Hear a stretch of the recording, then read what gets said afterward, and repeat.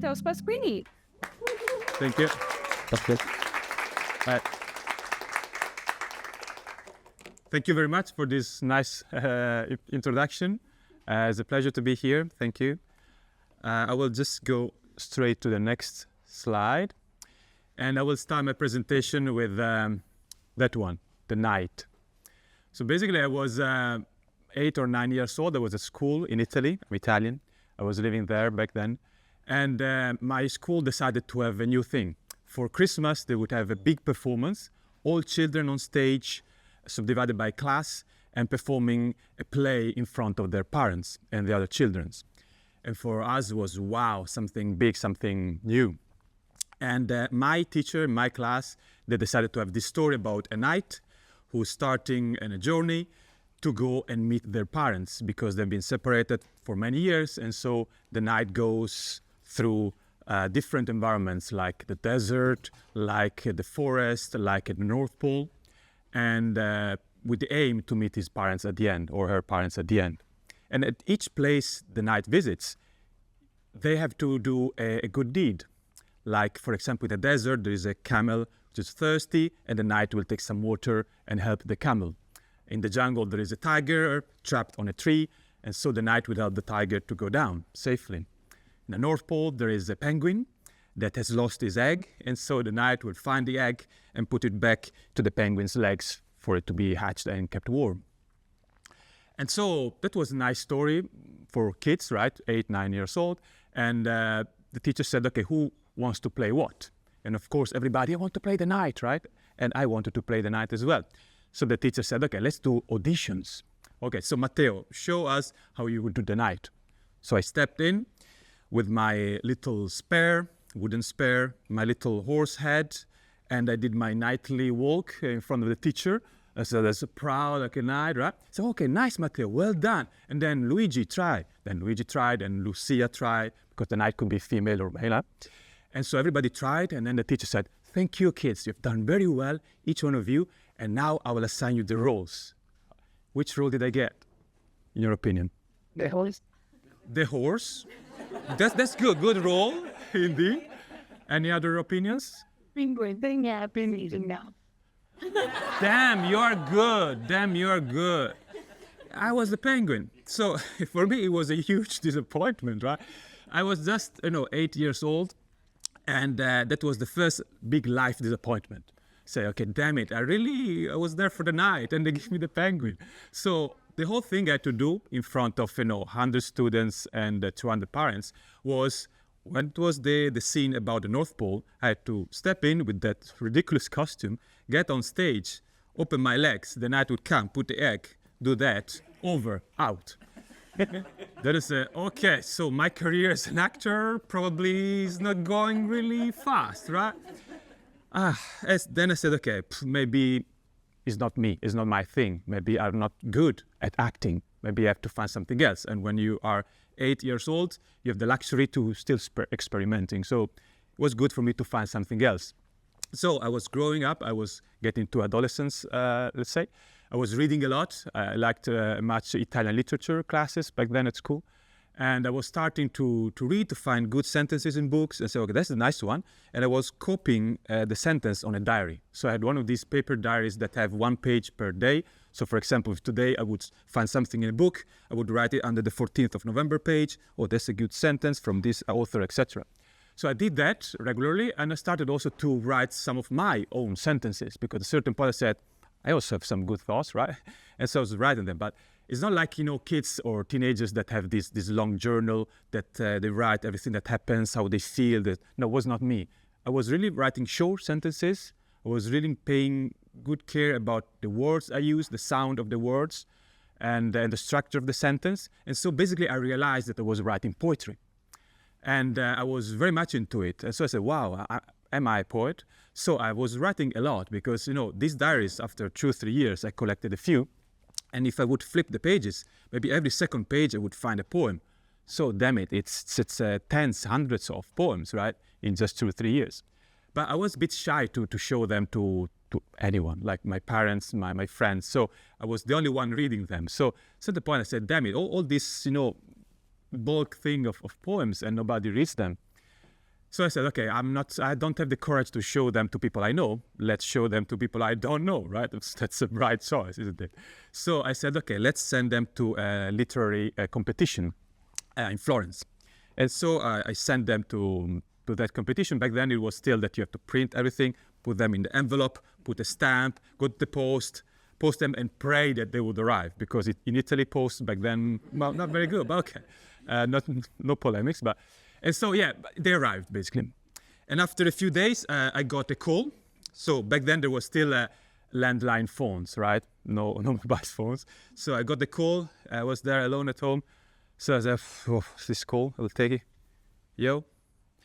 Hello, we are from Florence, from the literary competition. You have sent some poems to us, right?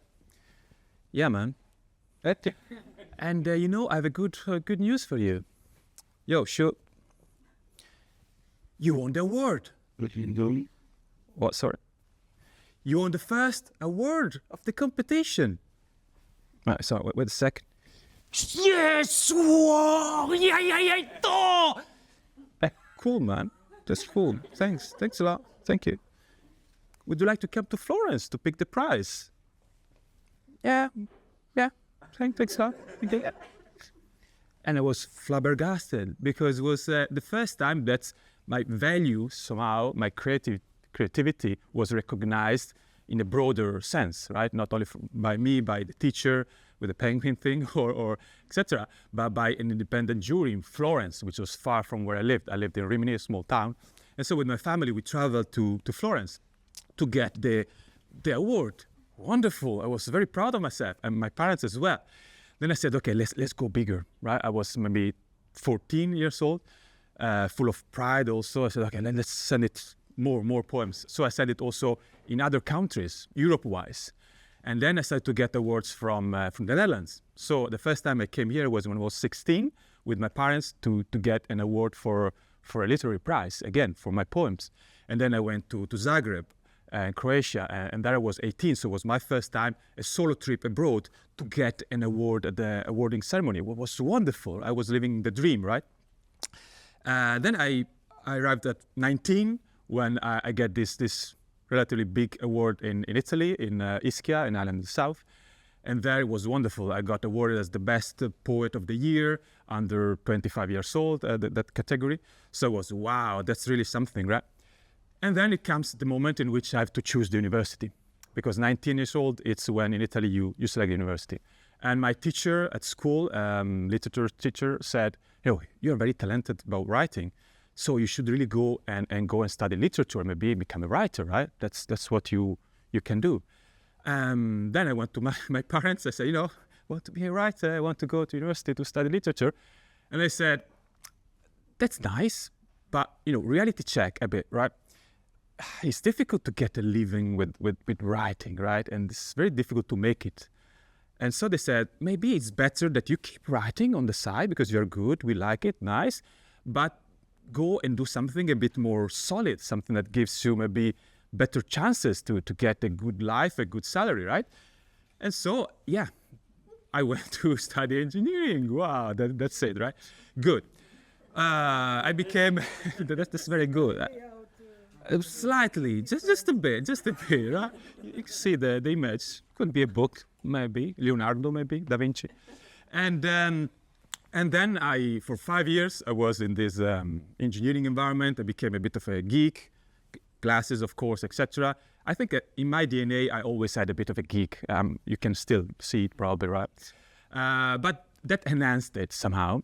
And so I was so much for these 5 years into engineering stuff that I kept for a while writing on the side, but somehow my brain switched to technical stuff. And so the inspiration for the writing dried out. And so when I was 21, 22, I stopped altogether. So no writing whatsoever anymore. And so, good. That's a wrap on my creativity, right? Because, I got the peak when I was 19. At 21, I was already done, and that's it. But that was my personal story. Then I said, let's zoom out a bit. Let's see, it's only me, them getting things wrong, or I don't know. Then I consulted some statistics recently, and I said, okay, out of 100 people that want to start really to be creative as their main let's say, job in, for example, arts or writing or acting, how many of them at the end really make a living, a good living out of it? In your opinion, out of 100, how many? 7. 7, okay. 3. Oh, 2. Wow, very optimistic today. Good. I like it. I like it. So 5. Sorry? 20. Okay, good, good. 20 to the lady first row. No, it's less than 10 according to my numbers. So less than 10 in Europe at least. And if you go with writers, around 10 because they can write for a newspaper, so that saves them. But actors, yeah, no mercy. Actors, out of 100 actors that start acting school, only 5 will really make it and have really a work that pay the bills with the acting. And that was, okay, so that's not only me. So it's really a wrap. That's it. I'm really in the good path, right? Because that's the path. So if I would see at this point of my talk what growth has been for me, especially in the creativity side of me, is not really this. It's not really stepping and getting better and better and get it to a result and wow. No, it's more like this. So I step maybe 2 steps up, I get to the penguin, I go back to 0. I go to winning an award, but get to not writing anymore.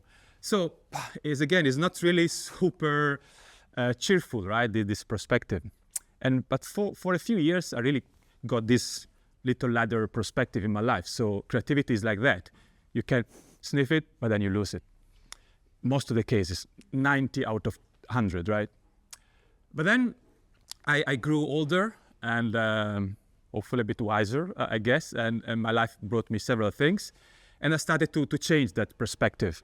No more this little ladder that go up and down and you get to square 0, but more like growth as a flow.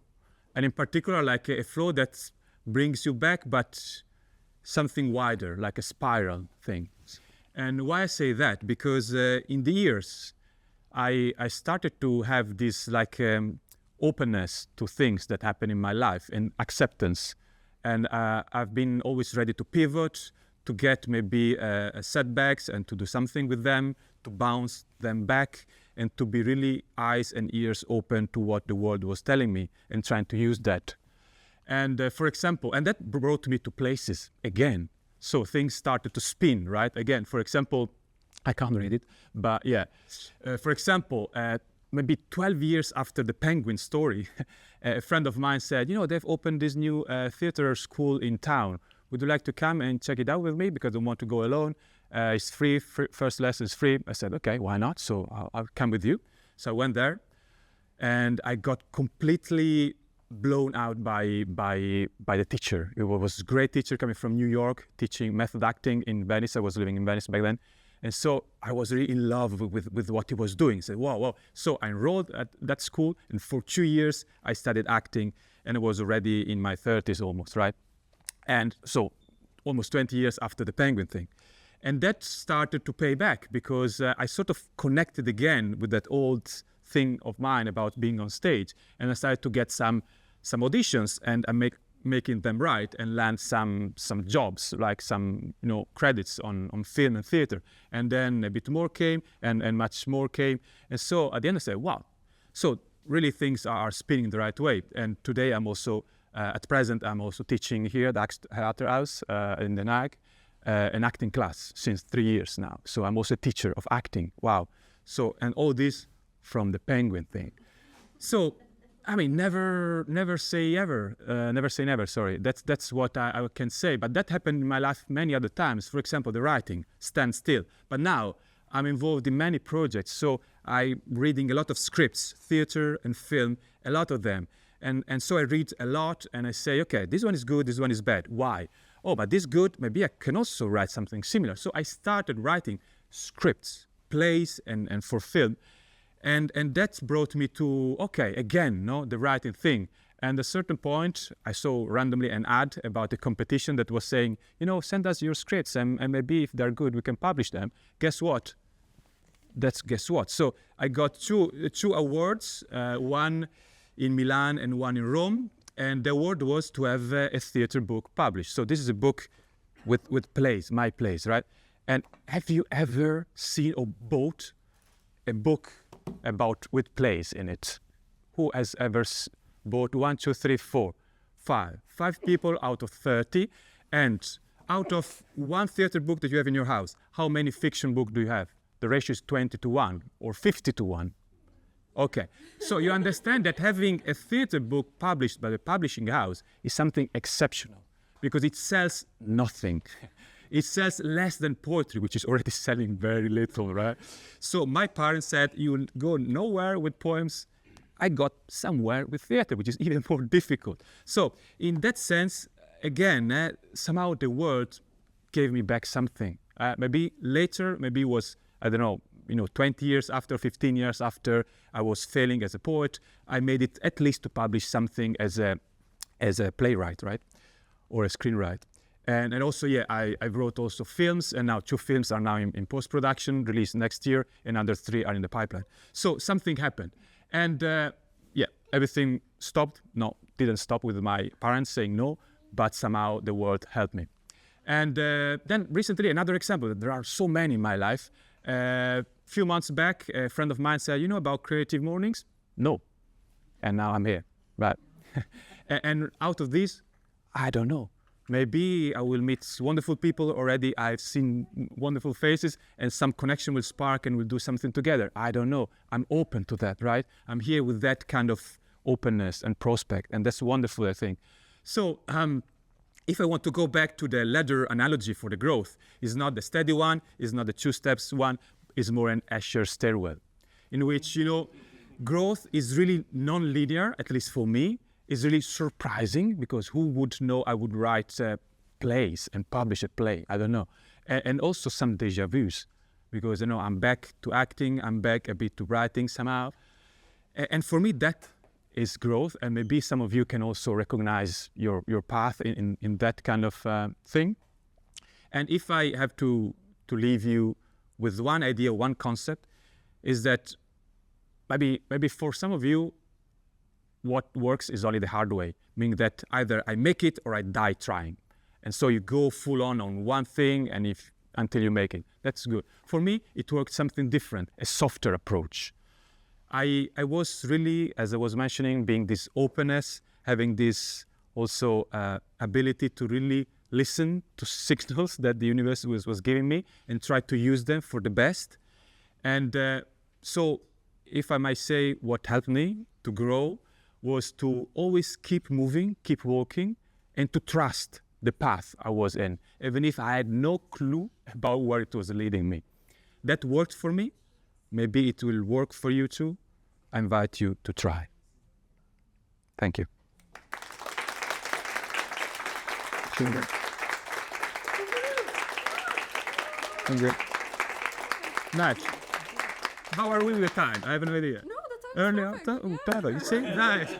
If you want to know more about my acting, my teaching, and my books, feel free to scan or to talk with me in the Q&A. I'm here. Yeah. Thank you so much, Matteo. And yes, please stay because we are having a Q&A. So who has a question to Matteo? Please raise your hand. Questions or complaints even about my English, for example. No, sorry. I think there's always this tension between having to earn money to survive Yeah. and to follow your passion. Were you able at one point to just stop engineering and perhaps the university to pay your bills?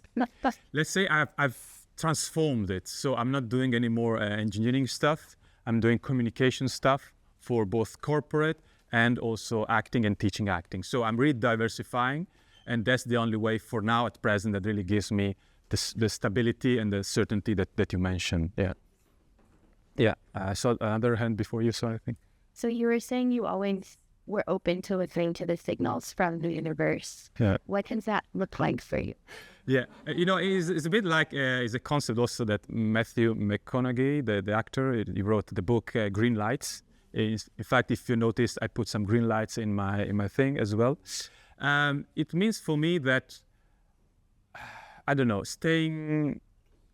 receptive. It's this kind of never say never. And also it means that I always try to find the positive aspect of things. And how can this tap into what I want? It's like Kung Fu, that you take energy of somebody and you divert it to what you want, right? It's not being strong and stiff, no, but it's taking the hit and moving it somehow, pivoting. So that helped me a lot. Yeah, if it makes sense. Oh, good, nice. Then so I have no idea who's first. Okay, yeah. So who was first? I have no idea. You. I guess it goes in line with her question, but a little bit different. A lot of us do other careers to make money, but at the same time, it feels like, oh, did I waste all this time doing engineering? Yeah. Whatever. Has your engineering, your studies, what you learn in this left brain analytical side influenced your writing, your playwright, or even how you see the stage? I think it has shaped my brain, my approach to things in a structured way that sometimes in the arts, artists lack, if I may say. And having this structured approach to things helps me probably to maximize sometimes the results. So in that sense, probably yes. But to do squared integrals with raise the square, whatever, that didn't help me at all now. Or knowing the sine, cosine, or things, or whatever, no. But the structure, probably yes. Yeah. So you thought about how you got your spark back when you went back to acting class. But what inspired you to actually think at some point, like, oh, I will, present myself out there as an actor and try to earn money? It was a bit progression, because at the beginning was just I was in love with the process of creating a character, studying a character, studying a script, creating the character, performing it, etc. So that process is what I loved. And if you are an actor, that's what saves you, because that's oftentimes for years can be the only good thing you have, because that process is the process that leads you to the audition or the self-tape, and then you get a rejection, and you go back to studying the script, the character, performing it in front of the casting director, and getting a no, and back. So I like the process a lot, and that saved me. So for a lot of circles, I had nothing, and then I started to get something, and I said, oh, I can make a living out of it. So I started to be selective. I only take good projects, only with a decent pay, and that everything led to another thing, right? Yeah. I can relate to the conversation you had with your parents about, oh, that's really cute. How about you do something else? What do you think, how did you develop the emotional resilience to go with what they said at the time being, but keep sort of the dream of writing and acting a lot, even though there was so much resistance and doubt? My dream was over, fully. Back then, I said, okay, that's not my past, that's really over. And I was in this two-step ladder kind of thing. And really, I believe that I'm now back to square zero. I will never back. Maybe if I put a lot of effort, I will get again at the two steps, but then I will have to go back again. So I was completely down and broken. And things happened just because I was lucky. Also because that friend of mine said, let's go to the new acting school here in town. So why not? Or because, I was reading and I tried things, but the dream was over, unfortunately. Yeah, I had no resilience probably. Or something was so deep that then it burst out again, but I was not really keeping it myself. Yeah. You tell me. We have time for one more question. Good, and it's yours. Make it count. Huh? Good one. No pressing. Like I'm listening to my parents. And no, I have one question, and it made me, I made the thing that you were talking about right now, about the resilience, made me think of this question. And it is, what were the moments that you reached in this journey that you had where you felt like, oh, this is really, I'm where I want to be? And of course, it always changes. So then the follow-up question is, do you have that feeling right now? Is this where you want to be, or do you still see? No. I'm not where I want to be. And I think that's a healthy thing. At least it's healthy for me, because I'm always exploring. I'm a bit the knight that is always on this quest for, and things happen to him, and he does, these good deeds with the camel, the tiger, etc. So I'm now still in my quest to find my purpose, and probably I will never find the right purpose. But that's life, I think, in my opinion. I get good things and I step on those like milestones, but I don't ever feel I'm there yet. And I'm not even sure of where I want to be, because maybe today I can tell you, but in 1 year I would want to be somewhere else, because, again, is it good? Yes, but I was more wondering this point right now of your life, because I know that goals change. Yeah. But I think maybe the person from last year, did they envision to be here, and are you happy where you are? Yeah, I'm happy where I'm now. Yeah, sure. Yeah, I'm very happy, especially to be here. Thank you so much for your questions. Another round of applause. Oh, thank you.